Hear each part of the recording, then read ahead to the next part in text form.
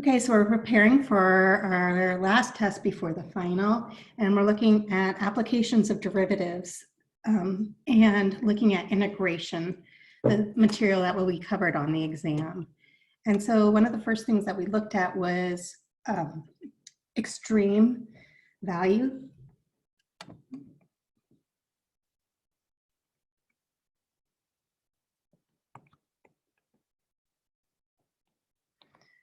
Of a function over a closed interval.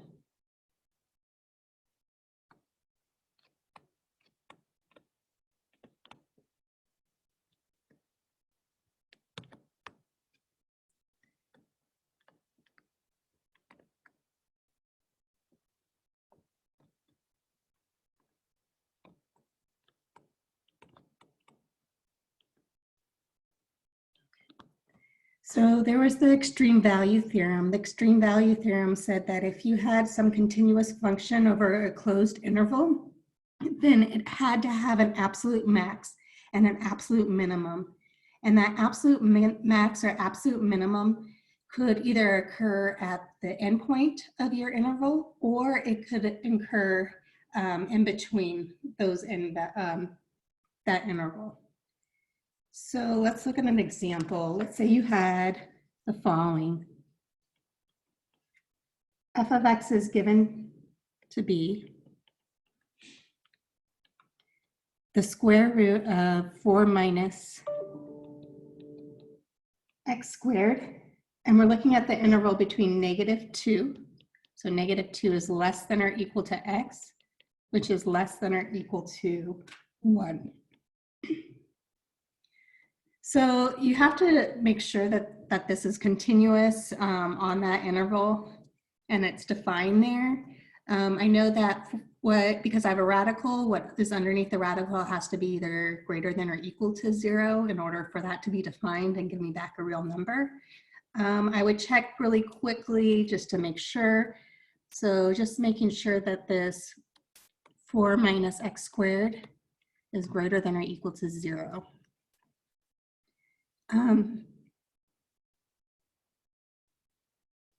We could think of this, we can look at our critical numbers. This is a nonlinear inequality. So when you're looking at nonlinear inequalities, you had to look at those values when they were equal to 0.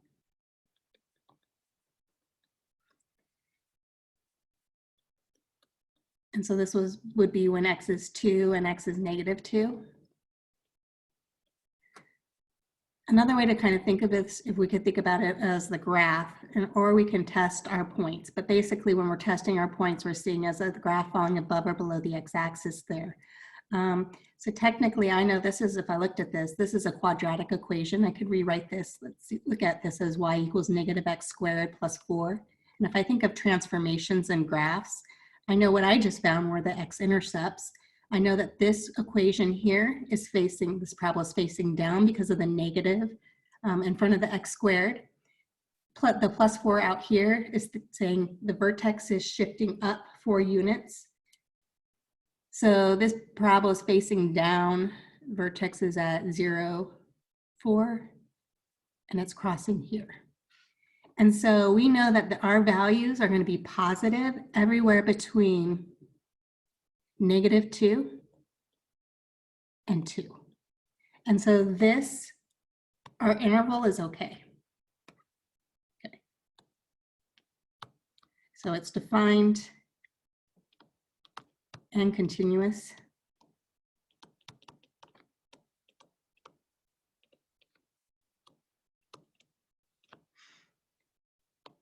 So now we can use our theorem.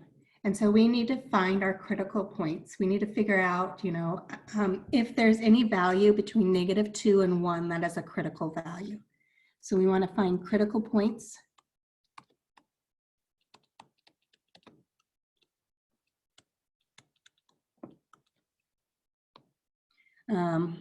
Where they're in between and including -2 and 1. So remember to find critical points. That is where our derivative was equal to 0, or where it was, we needed to look at where it was undefined to help. Okay, so f prime of x. Before I do that, let's rewrite f of x a little bit differently. So I know I need to take the derivative of this. And we could rewrite f of x as parentheses 4 minus x squared, rewriting the radical as a power to the 1/2 power. So now taking the derivative, we're going to have to use our chain rule. So bring our power down front. So we have 1/2 times the inside, 4 minus x squared. So derivative, we subtract 1. So 1/2 minus 2 over 2. So 1/2 minus 2/2 is negative 1/2. And then don't forget we have to multiply, we're using the chain rule, the derivative of the inside. And so the derivative of this inside, that's going to give me negative 2x.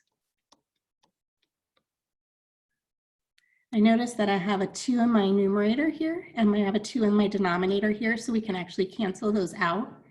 And so we have f prime of x. And I'm going to pull my negative from that negative 2x out front. So negative parentheses. Actually, let's put that in the denominator. We have an x in the numerator all over. So bringing this negative 1/2 down to the denominator and then rewriting it as a radical, we have the square root of 4 minus x squared in the denominator. So we're looking at when is f prime of x equal to 0? And where is f prime of x undefined?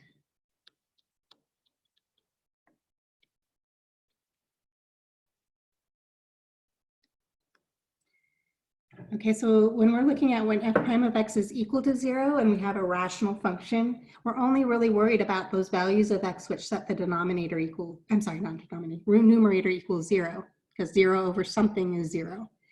So technically we could just say we're looking at when is 0 equal to negative x, or x is equal to 0. Okay, so where is this undefined? Well, we know that 4 minus x squared is positive. We talked about this earlier, between negative 2 and 2. That was the original function. We cannot have, though, 0 in our denominator. And so this is actually undefined.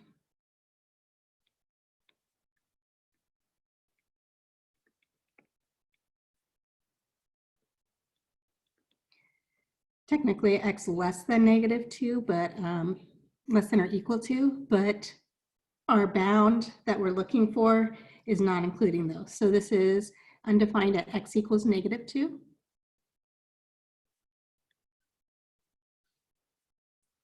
And then if I look at 2, I don't have to worry about 2 because 2 is bigger than the interval that I'm looking at for my x values. Okay. So once you find your critical numbers, you actually don't have to look at where it's increasing or decreasing or if that's a max or a min. If we're looking over a closed interval, we know that it has to occur at either a critical number or a point on an inbound. So really all we have to do is look at plugging it back into our original function. And when we're looking at max and min, recall you're looking at the y value. And so plug in our endpoints and our critical numbers, and we're going to see what is the biggest value and what is the smallest value that we get back.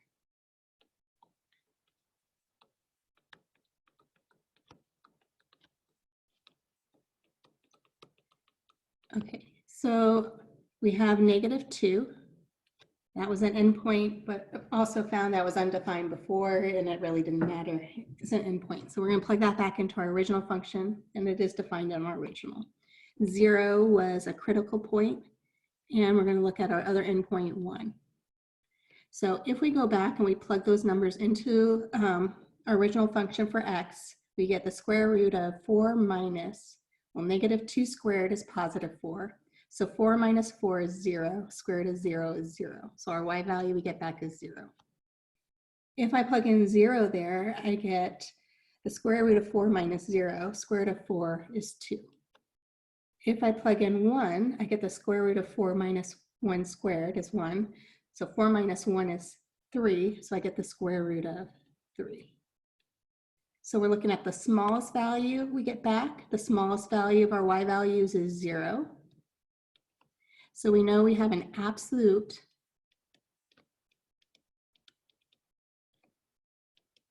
min of 0 at x equals -2. And then the largest value, we have, looking at our y value of 2 and √3. Well, √3 is about 1.7, so 2 is larger. And so we have an absolute maximum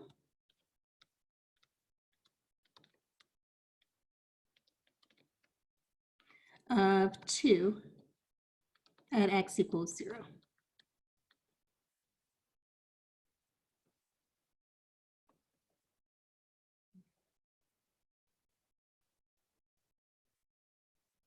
Okay, so you should be able to use your theorem, your extreme value theorem, that if you have a continuous function on a closed interval, you should be able to find your absolute max and absolute minimum values.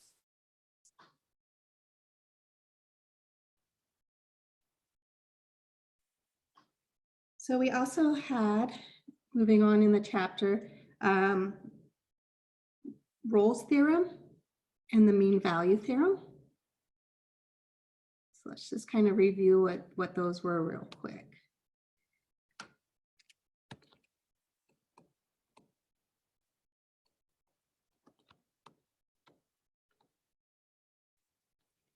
Basically what this says is if you have some continuous function over a closed interval a, b, and you have some points in between that interval where,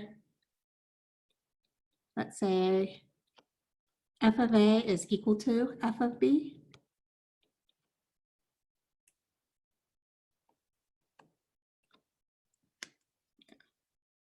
let's say, so if f of a equals f of b on a closed interval,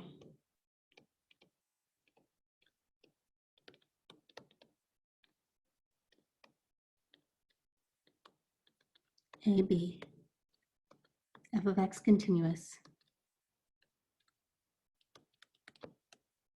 on AB, then basically we have to have some derivative in there in between our two values that is equal to 0. So then there exists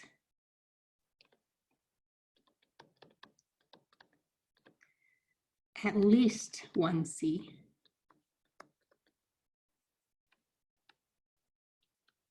or at least some x, let's say, equal to c, such that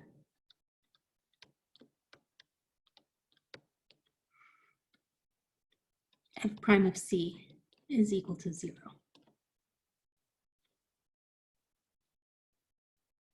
Okay, so if you kind of look at that just graphically, basically is saying if you have some function, let's say you have this, you have some value here, a, maybe I should make that a little steeper.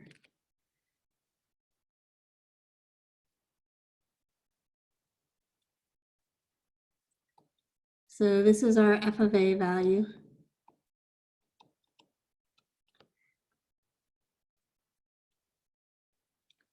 This is b. So this is also equal to our same y value as at a. So notice that these are equal to each other. Then there has to equal some point in here where the slope of that tangent line is 0. And so notice that's going to occur at either a max or a min. And it occurs at a max or a min is because if these are equal to each other and it's a continuous function, it's either, unless it's just horizontal, but then every value would work in here. There has to be some point where it comes up and turns around so it can hit that point again, or comes down and has to turn around so it can come back and hit that point again, so that those are equal to each other. So there has to be at least one of those in there. I mean, we could have had multiple turns in between a and b, and then that would be the x value that the derivative would be 0.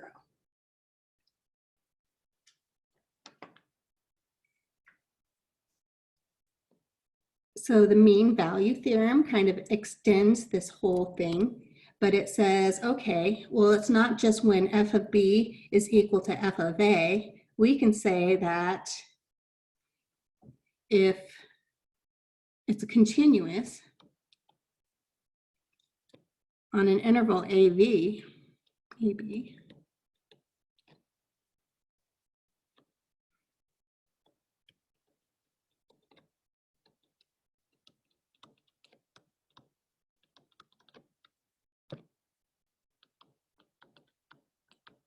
then if you looked at the slope of your secant line, so the slope between those 2 points, f of a and f of b, so remember the slope is your change in your y value, f of b minus f of a, all over your x values, b minus a. This is actually going to have to equal some value c, that is between a and b, the derivative of that. Where c is contained in AB.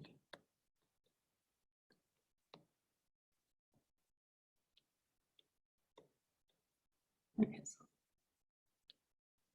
let's say you have some value of a here, and we have some value right here, b. So graphically, you got some point here, you got some point here. You're looking at that slope of that secant line, and it's saying somewhere in between here, our slope has to be equal. And so if I kind of look at this point here, and if I looked at the equation or of the tangent line at that point, notice that our slopes are the same.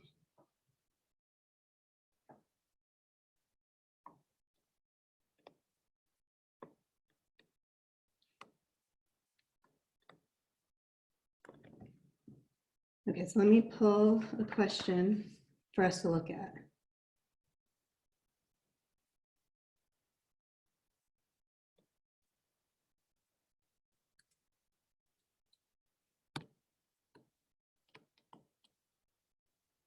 So let's say f of x is equal to the natural log of x minus 1.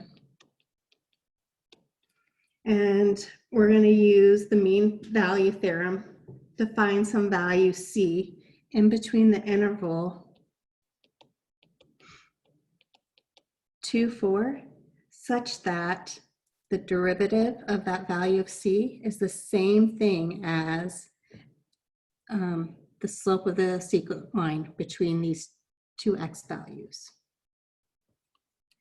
Okay, so first thing that you need to do is you need to find f of b minus f of a all over b minus a. So doing that, well, we need to first figure out what f of b is and what f of a is. So f of b, we're plugging in our number 4, wherever we see an x in our function here. So if I look at f of 4, this is equal to the natural log of 4 minus 1. So this is equal to the natural log of 3.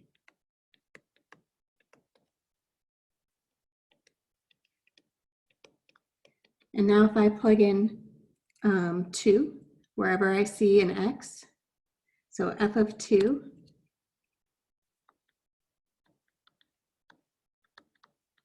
that's equal to the natural log of 2 minus 1, which is 1, minus the natural log of 1. All over our b value, which is 4, minus our a value, which is 2.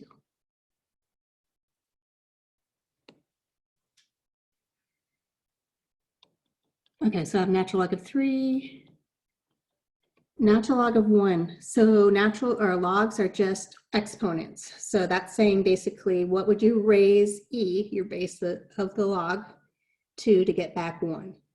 Well, e raised to the 0 is 1. And so natural log of 1 is 0. So we don't have to write that. all over 4 minus 2, which is 2. So what we're trying to do now is we need to find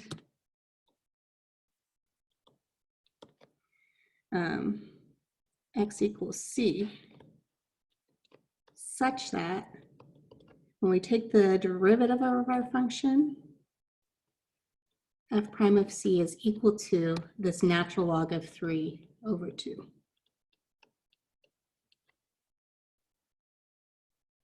So we need to first look at the derivative of that function. So let's find f prime of x.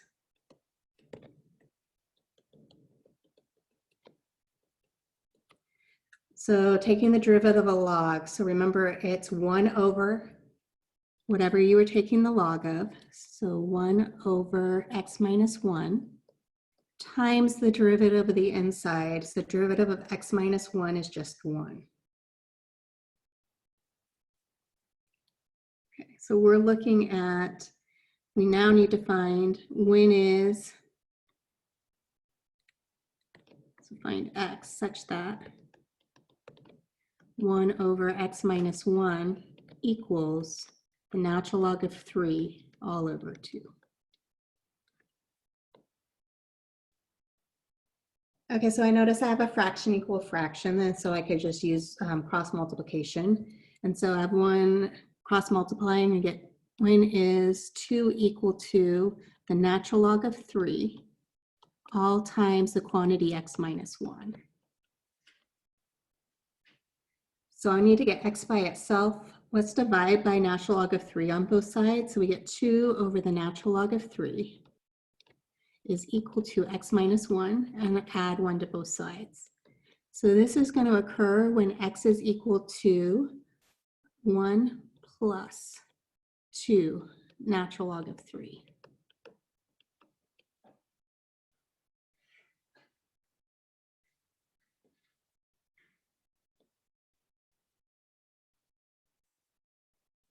Okay, so let's just show that that number is between 2 and 4.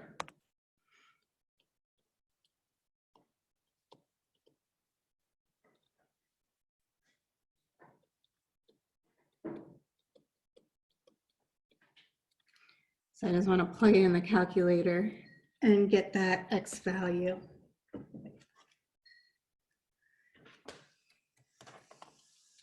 So 2 divided by, I'm going to put that in first, natural log of 3, and then I'm going to sum 1. That gives me approximately 2.8.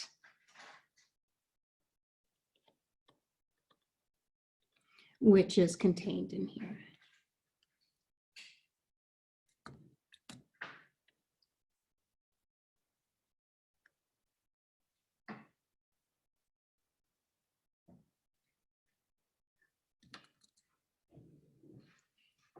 Okay.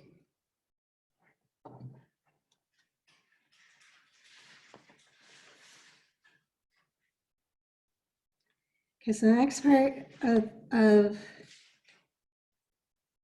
applications of derivatives was going through and graphing. So using derivatives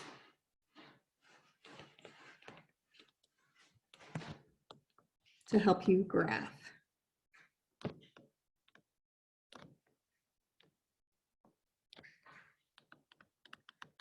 Your function f of x. So we could tell where things were increasing and decreasing, right? By looking at our first derivative, finding our critical numbers, seeing those are possible max or mins, and then testing values on the left and the right of those to see, and plugging them into the derivative, see if they're positive or negative. Is that function, is the slope positive? Is it increasing? Or is the slope negative? Is it decreasing? So find intervals.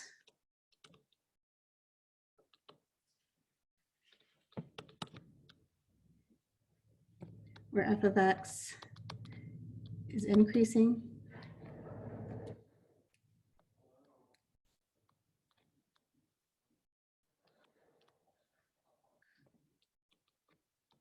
And f of x is decreasing.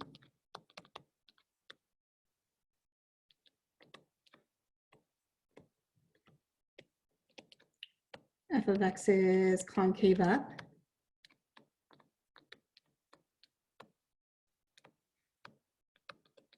F of x concave down. So where they were changing concavity, those were our inflection points. And so we can look at inflection points. And we can find inflection points by setting our second derivative equal to 0.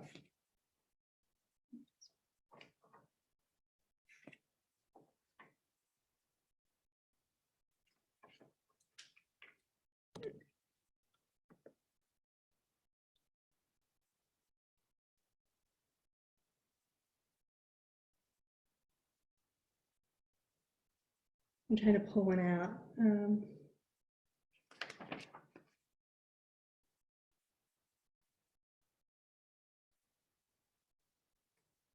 So let's say you had y is equal to x all times, parentheses, 6 minus 2x, quantity squared. So identify the coordinates of any local and absolute extreme points and inflection points and graph. Okay.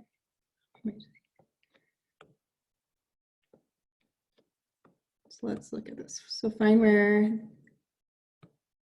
y is increasing and decreasing.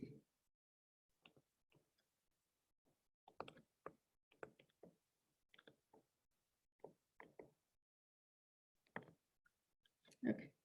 So looking at this, we're going to need to take our derivative. And so we can distribute out 6 minus 2x and then distribute the x, or we can use our product rule. So let's use our product rule. And within the product rule, we have to use our chain rule. So taking the derivative of our first function, I'm going to take the derivative of our first function is 1, all times our second function, which is 6 minus 2x quantity squared, plus our first function x times the derivative of our second function. So we need to use the chain rule, bring your 2 down front. So 2 times the inside, 6 minus 2x, subtract 1 from the power. Well, 2 minus 1 is just 1. And then times the derivative of the inside, which is negative 2. So we have y prime is equal to, parentheses, 6 minus 2x quantity squared. So looking at my coefficients, I have a negative 2 and I have a times 2 here, so that's a negative 4. So I'm going to put negative minus 4. I also have an x, all times 6 minus 2x. So I need to find when y prime is equal to 0.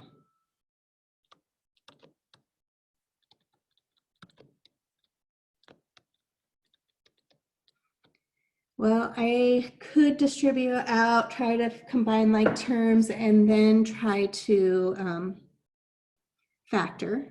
But I also noticed that what's inside the parentheses is the same. And so we can think of this as factoring that piece out. And so we're going to look at this equal to 0. And let's pull out, they both have one parentheses of 6 minus 2x in common. So if I pull that out, there's 1 6 minus 2x left for the first grouping, minus, if I pull it out of the second grouping, I'm just left with that minus 4x, minus 4x.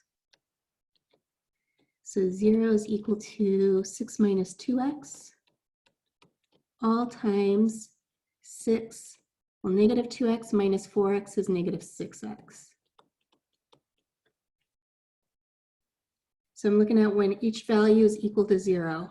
So 6 minus 2x equal to 0. If I add 2x and divide by 2, that's going to give me 3. So looking at when is 6 minus 6x equal to 0. So 6, add 6x to the other side. 6 equals 6x, divide by 6, I get 1. Okay, so we have our critical numbers. We place them on the number line. We can see if our function is increasing or decreasing in between and on each side of those critical numbers. And so remember, we're plugging it back into our derivative. That is our slope at a particular point on y. I'm just thinking that, looking at the derivative, I'm going to leave it in factored form because remember, we don't care when we plug in numbers what the value actually is. We just want to see if it's positive or negative. So I'm going to look at y prime here as 6 minus 2x times 6 minus 6x. So if we choose a number to the left of 1, so let's say I plug in 0 here. So y prime of 0. So plugging in 0, that would leave me a 6 times a 6, which is 36, which is greater than 0. And so on the left of 1, we know our function is going to be increasing. So choose a number between 1 and 3. So if we chose x equals 2 and we plugged it in, we get 6 minus 2 times 2 is 4. So 6 minus 4, I guess I can do this, is 2. And plugging in 2, I got 6 minus 12, that's negative 6. This is less than 0, so it's decreasing. And then choose a number to the right of 3. So if we chose 4 and we plugged it into our derivative, well, I get 6 minus 8, so that's a negative number. And 6 minus 24 is a negative number. So this is a positive number, which is greater than 0, and so it's increasing.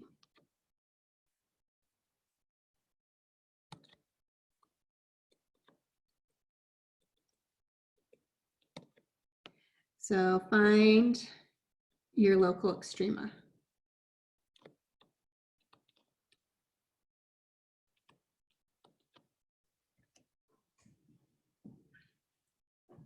Okay, and I probably would have put this on the side, that it's increasing on the interval from 0 to 1 with a parentheses and union parentheses 3 to infinity.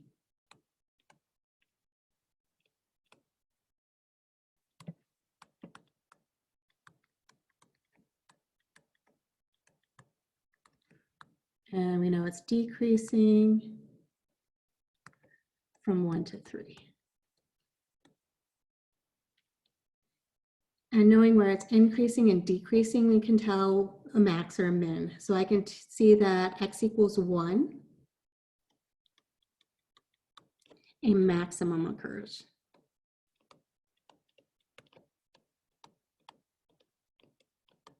And then at x equals 3, a minimum occurs.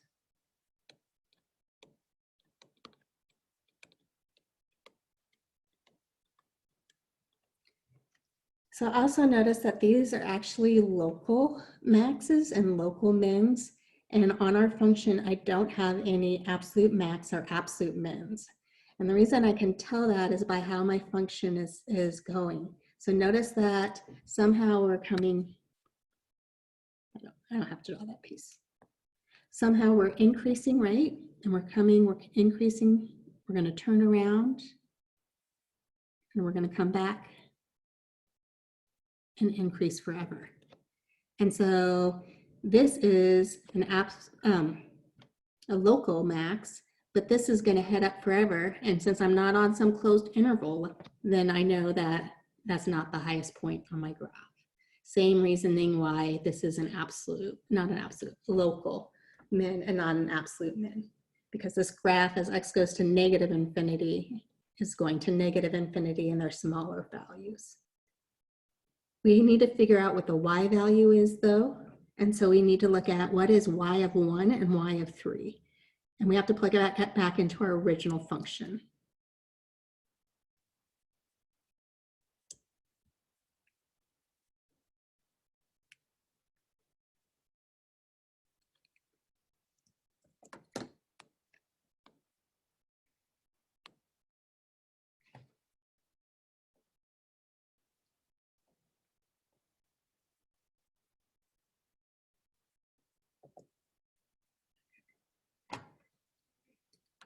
So y of 1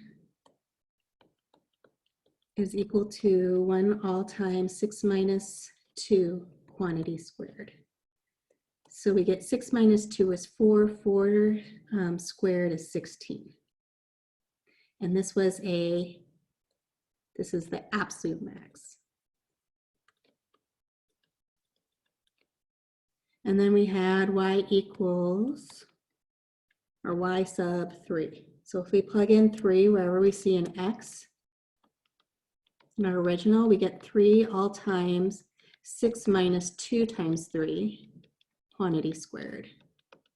So I have 3 times, well, I see inside my parentheses 6 minus 2 times 3. Well, 6 minus 6 is 0. 0 squared is 0. So this gives me back 0. So y equals 0. This is our absolute min.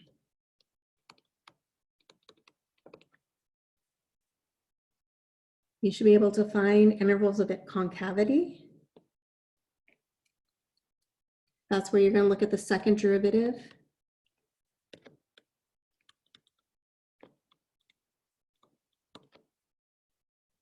And find when the second derivative is equal to 0.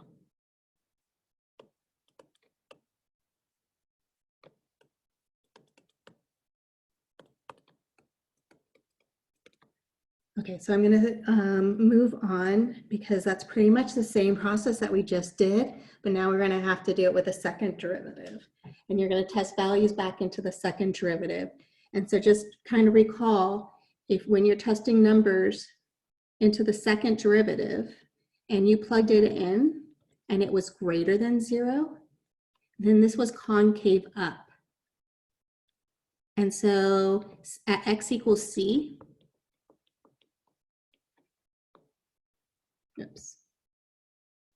And this is actually, what I was just going to was the second derivative test for max or mins, which you can also use.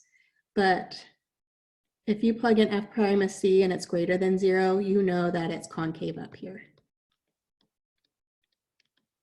on that interval. If you plug in some value on an interval and it was less than 0, then it's concave down.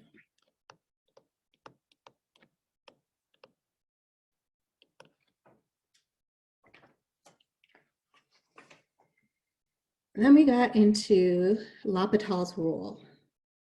And L'Hopital gives us a way that we can find limits.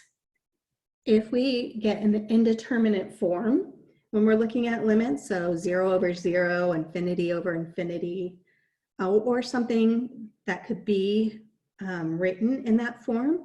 So another indeterminate form, infinity raised to the infinity power, or 0 raised to the 0 power, or 0 times infinity. All of those are indeterminate forms. But L'Hopital's, the only time we can use it is 0 over 0 or infinity over infinity. So sometimes it's helpful to manipulate things so that we can use L'Hopital's rule.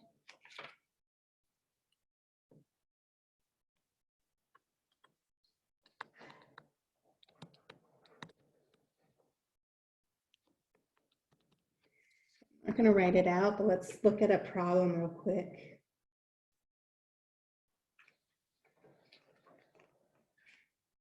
What if we were looking at the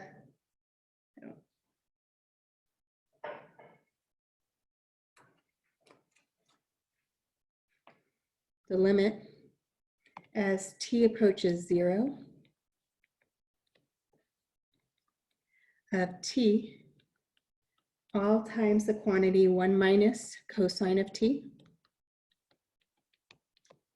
all over t minus sine of t.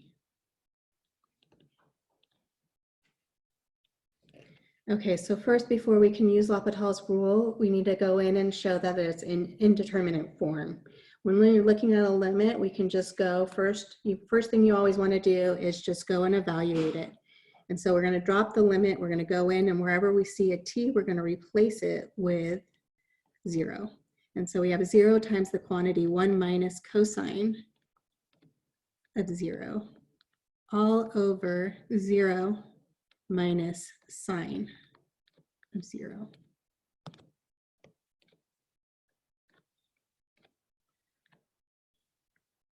Okay, so well, 0 times anything is 0. So I really don't even have to look at cosine of 0, but that is 1. So 0 times 0 is 0. So we have 0 all over 0 minus, well, sine of 0 is 0. So over 0.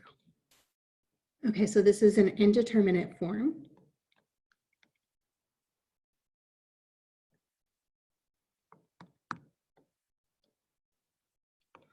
And so we're going to use L'Hopital's rule. And so kind of to note that we're using L'Hopital's, we can put that equal sign with an LH. That's kind of how I like to do it. And so we need to carry down the limit as t is approaching 0. So L'Hopital's rule says if you get an indeterminate form, you can look at the same, that limit would be equal to the limit of the derivative of the numerator, all divided by the derivative of the denominator. Maybe we can do a little work on the side because I notice I'm going to have to use, well, actually, I'm going to have to use either way. I'm going to have to use the product rule. I could distribute the t, but I still have to use the product rule. So if we had y is equal to t times 1 minus cosine of t,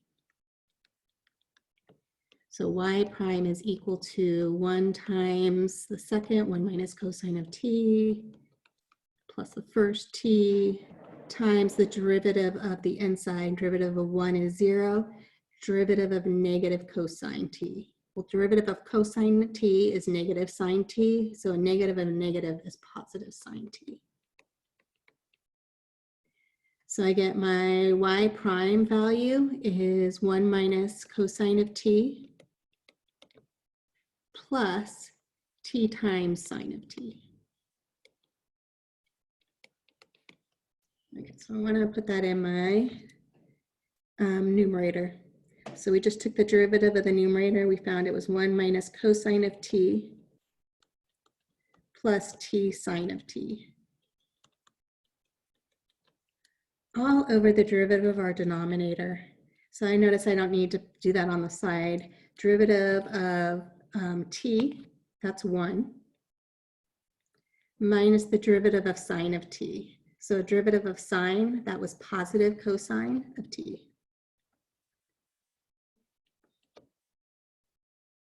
Okay, so let's see if we can go in and evaluate this at t equals 0 and get some number, hopefully.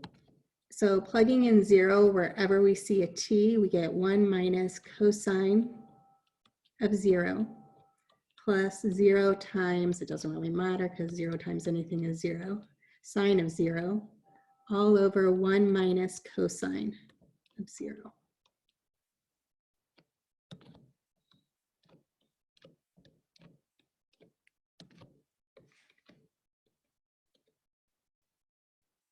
Okay, so I have 1 in my numerator minus cosine of 0. Cosine of 0 is 1, so minus 1 plus 0, all over 1 minus 1.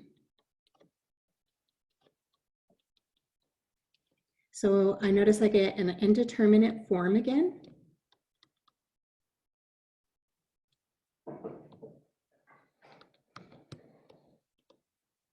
So I can go back and I can try to do L'Hopital's rule. So looking at L'Hopital's rule,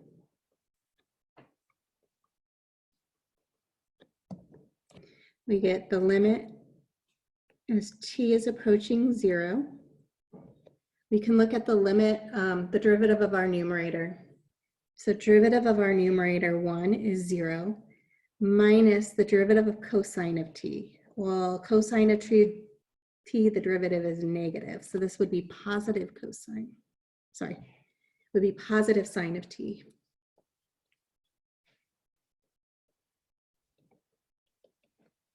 I need to use the chain rule here. So plus derivative of the first is 1 times sine t plus t times the derivative of sine t, the second, which is cosine of t, all over the derivative of our denominator. Derivative of our denominator, negative cosine of t. Well, derivative of cosine of t, well, one, it goes away. Derivative of cosine of t is negative sine t, t. With a negative out front, that's positive sine t.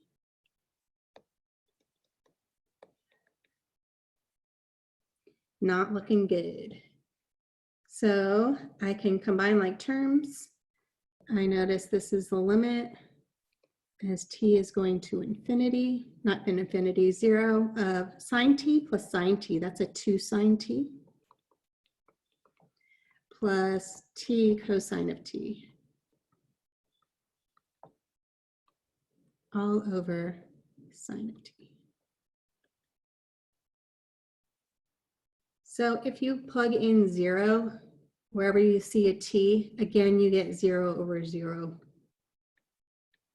Just happen to pull one that you're having to do L'Hopital's multiple times. Again, I would try L'Hopital's.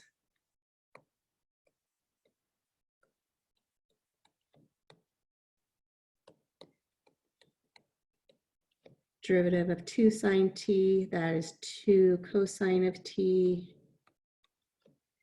plus, need to use the product rule. Derivative of the first is 1 times cosine of t,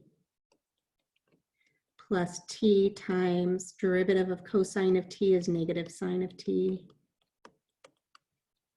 all over derivative of sine of t is cosine of t.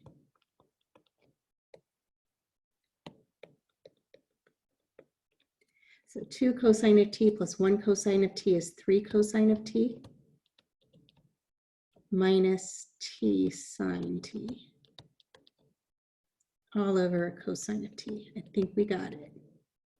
So now if we plug in 0 wherever we see a t, we got 3 times cosine of 0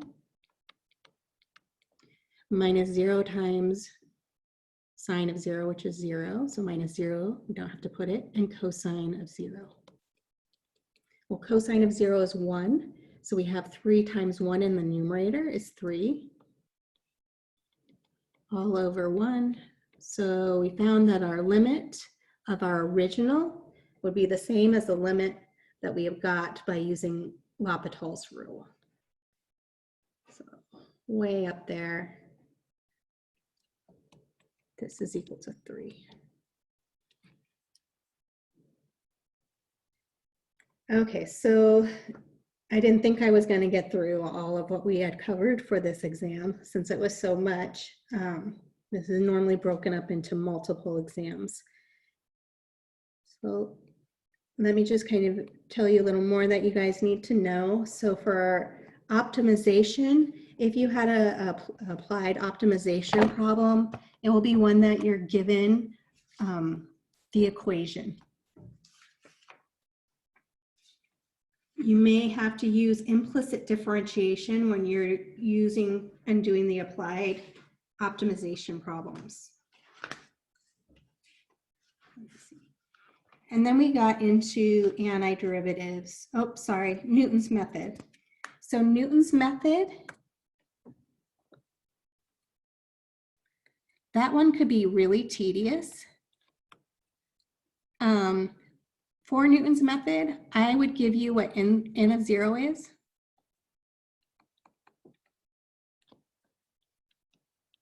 So where to start?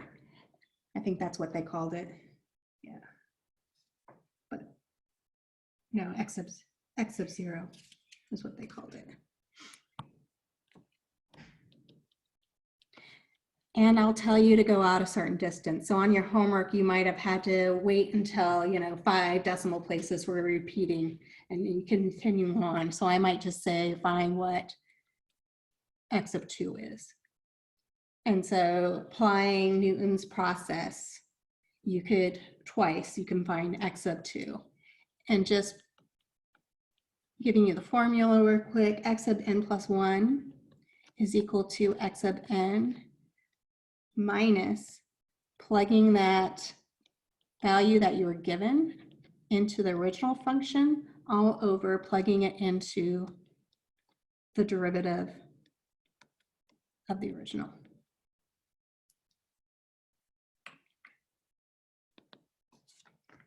Antiderivatives, derivatives, you should be able to do that.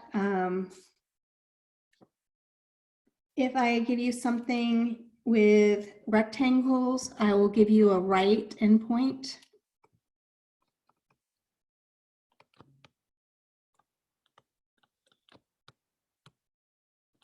Sum of rectangles.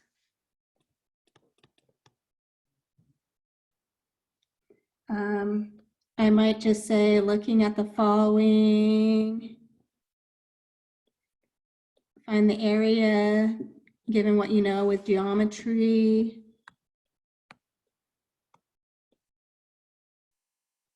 I don't know.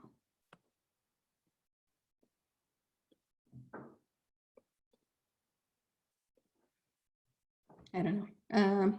It wasn't exactly what I wanted. Basically, I wanted just to V up the origin.